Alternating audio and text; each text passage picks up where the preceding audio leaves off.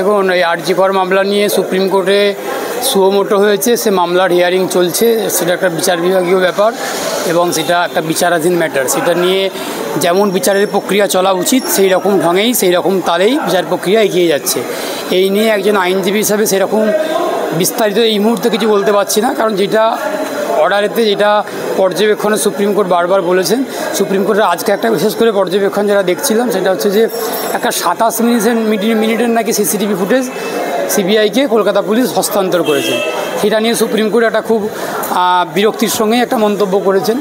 পাশাপাশি মহিলাদেরকে যে রাত্রিবেলা কাজে যোগ দেওয়ার কথা, কাজ থেকে বিরত থাকার কথা পশ্চিমবঙ্গ সরকার বিজ্ঞপ্তি জারি করেছিলেন, সেই বিজ্ঞপ্তিটা নিয়েও প্রধান বিচারপতি জাস্টিস চন্দ্রচূড় উনি উষ্মা প্রকাশ করেছেন।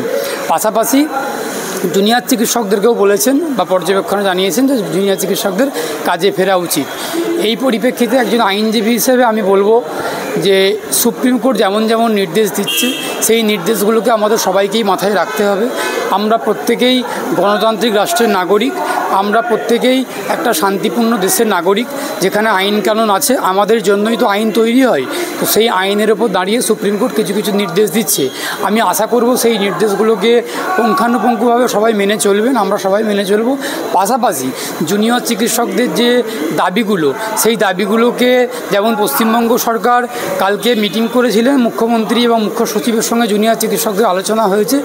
সেই আলোচনাতে নাকি একটা ফ্রুটফুল রেজাল্ট বা একটা ফলপ্রসূ হয়েছে, যেটা বুঝতে পারছি আমরা আশা করব যে জুনিয়র চিকিৎসকদের দাবিগুলোকে সরকার মান্যতা দিবেন এবং সরকার মান্যতা দিয়ে জুনিয়র চিকিৎসকরা সেই দিকগুলো বিবেচনা করে দেখবেন যে কতটা কি যুক্তিযুক্তভাবে এই আন্দোলন তুলে নেওয়া উচিত নাকি আন্দোলন চলবে। তবে আমি একজন সাধারণ নাগরিক হিসেবে, সহনাগরিক হিসেবে জুনিয়র চিকিৎসকদেরকে বলবো আপনারা আন্দোলন চালিয়ে যান, আপনারা লড়াই চালিয়ে যান। পাশাপাশি সুপ্রিম কোর্টের নির্দেশ মেনে আইনকে সম্মান শ্রদ্ধা জানিয়ে আপনারা আপনাদের জিবি মিটিং করে আপনারা কাজে যোগদানের কথা ভাবনা চিন্তা করতে পারেন। কিন্তু সরকারের ওপর একটা চাপ রাখতেই হবে। সরকার যেন কোনোভাবেই জুনিয়র চিকিৎসকদের দাবিগুলোকে যেন কোনোভাবে অগ্রাহ্য করতে না পারে, সেটা যেন মাথায় যেন জুনিয়র চিকিৎসকরা রাখেন, এটা বলবো জুনিয়র চিকিৎসকদের। রাজ্য সরকারের এত ভয় কিসের? দেখুন, রাজ্য সরকার একটা এমন বেহায়া সরকার। এই সরকার বারবার একের পর এক একটা বেআইনি, একটা অসাংবিধানিক কথাবার্তা, একের পর এক বেআইনি কাজকর্ম করে। সেটা তারা সুপ্রিম কোর্টেতেও রাজ্য সরকার গিয়ে এটা বোকার মতো একটা কাজ করেছেন। আমি রাজ্য সরকারকে বলবো তাদের শুভ বুদ্ধির উদয় হোক, রাজ্য সরকার একটু আইন মেনে কাজ করুক। লাইভ স্ট্রিমিং হচ্ছে সুপ্রিম কোর্ট বলেছেন যে এটা একটা জনস্বার্থ সুও মোটো করার জন্য, জনস্বার্থে জনগণের স্বার্থে মামলাটা হচ্ছে। তো সেই মামলার লাইভ স্ট্রিমিং জনগণ দেখবেন, এটা স্বাভাবিক ব্যাপার, এটা অস্বাভাবিক কিছু নয়, এটা খুব স্পষ্ট কথা।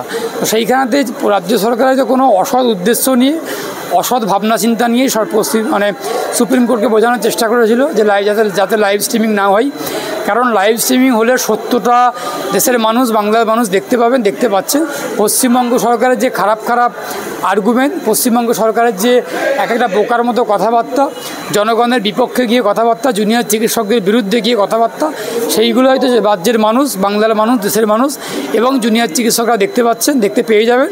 সেই ভয় থেকেই হয়তো রাজ্য সরকার বলেছিলেন, আর্গুমেন্ট করেছিলেন, রাজ্য সরকারের আইনজীবীকে দিয়ে বলেছিলেন যে যাতে লাইভ স্ট্রিমিং না হয়। লাইভ স্ট্রিমিং হলে রাজ্য সরকারের যে এই যে খারাপ দিকগুলো সেগুলো মানুষ দেখতে পেয়ে যাবে, জানতে পেয়ে যাবে। সেই জায়গাটাতেই রাজ্য সরকারের ভয়, এটাই এই কারণেই ওনারা বলেছেন। তো সুপ্রিম কোর্ট একটা সপাটায় চড় মেরেছেন।